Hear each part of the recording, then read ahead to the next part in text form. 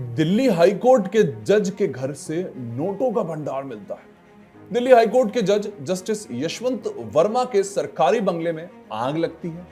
Fire brigade बुलाई जाती है। फायर ब्रिगेड वाले आते हैं, आग बुझाने के लिए पूरी टीम लगती है। लेकिन जब आग बुझ जाती है तो वहां नजर आता है भारी मात्रा में कैश, जिसे देखकर सब दंग रह जाते हैं। चारों तरफ पैसा ही पैसा। सवाल उठता है, एक जज के घर ये पैसा आया कहां से? ये किसका पैसा है और अब क्या कार्रवाई होगी दिल्ली हाईकोर्ट के जज पर? पहले समझाता हूं कि आखिर हुआ क्या। देखिए, दिल्ली हाईकोर्ट के जस्टिस यशवंत वर्मा के सरकारी आवास में एक दिन अचानक आग लग जाती है। फायर ब्रिगेड और पुलिस मौके पर पहुंचती है।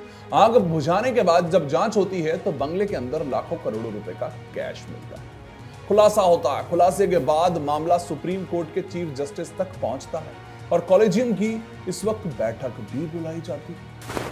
फिर सवाल ये उठता है कि आखिर इतना पैसा आया कहां से? तो अब ये सब क्या जांच के दायरे में आएगा? क्योंकि बात हो रही है दिल्ली हाईकोर्ट के जज की। पर किस तरीके से कार्रवाई आगे होगी ये भी तो समझना हम चाहते हैं। चलिए, यही आपको मैं समझाता हूं कि आगे होगा क्या। आखिर क्या होता है जब कोई जज करप्शन के सवालों से घिरा।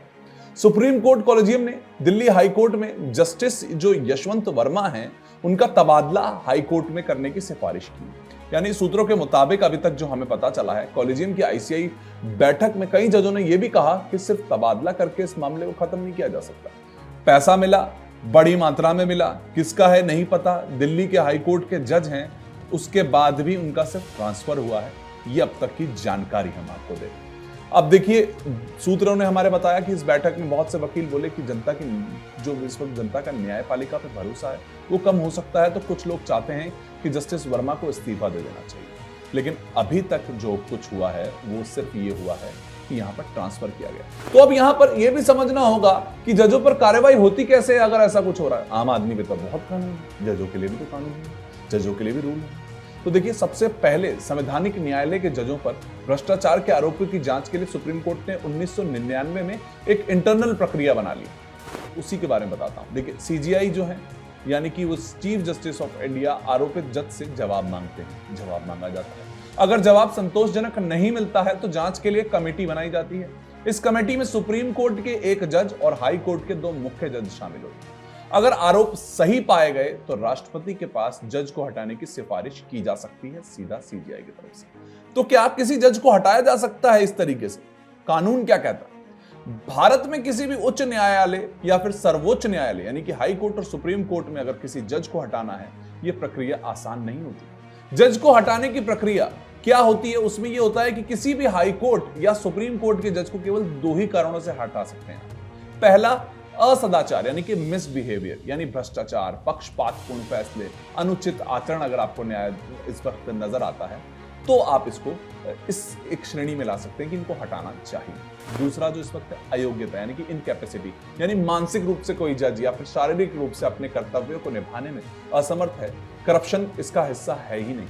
तो ये फिजिकल मेंटल का हो गया, उससे पहले हमने आपको बताया मिसबिहेवियर का हो गया। करप्शन इसका हिस्सा नहीं, सिर्फ जानकारी दे रहा हूं। जज को हटाने के लिए संसद के लिए किसी भी जो सदन होता है ना, उसमें कैसे हटाया जाएगा? लोकसभा या राज्यसभा में जज को हटाने के लिए नोटिस दिया जाता है, जिसे 100 सांसदों या 50 सांसद, कौन 100 सांसद लोकसभा में और 50 सांसद राज्यसभा में का समर्थन चाहिए। इसके बाद राज्यसभा के जो सभापति होते हैं या फिर लोकसभा के जो स्पीकर होते हैं, इनकी जांच के लिए 3 जजों की एक समिति बनाते हैं। यानी समिति एक रिपोर्ट बनाएगी। फिर रिपोर्ट में जज को दोषी पा लिया है तो संसद में मतदान होगा। संसद के दोनों सदनों में 2/3 बहुमत से प्रस्ताव पास होने के बाद राष्ट्रपति के पास भेजा जाएगा। ये पूरी प्रक्रिया इसलिए बता रहा हूं, देखिए ना कितनी जटिल प्रक्रिया है।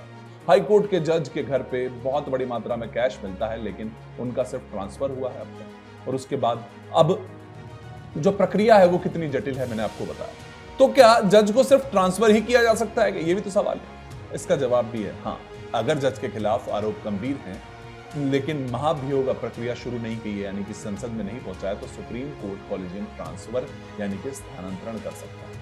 अनुच्छेद 222 के तहत भारत के राष्ट्रपति सुप्रीम कोर्ट के चीफ जस्टिस की सलाह पर किसी हाई कोर्ट के जज का ट्रांसफर कर सकते हैं, जिसके लिए अभी इस वक्त फैसला लिया गया। लेकिन ट्रांसफर का मतलब बर्खास्तगी नहीं है ना, पर अगर किसी जज पर गंभीर आरोप लगते हैं और वह विवाद से बचना चाहता है तो वह खुद राष्ट्रपति को लिखित रूप में अपना इस्तीफा भी दे सकता है। अभी तक हालांकि इस मामले में ये नजर नहीं आया, लेकिन आपको कानून बता रहा है कि अगर खुद जज इस चीज में फंसा है तो क्या क्या चीज है, संसद की भी चीज हमने आपको बताई। तो अब दिल्ली हाईकोर्ट के जस्टिस जो यशवंत वर्मा के मामले में आगे क्या होगा?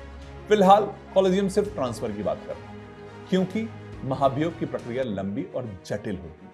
लेकिन अगर जांच में भ्रष्टाचार के गंभीर सबूत मिलते हैं तो सरकार या संसद में प्रक्रिया शुरू होती हुई आपको नजर आ सकती है। अब सबसे बड़ा सवाल यह है कि जब देश की न्यायपालिका खुद ऐसे मामलों में फंसती नजर आती है तो आम जनता को कौन न्याय देगा?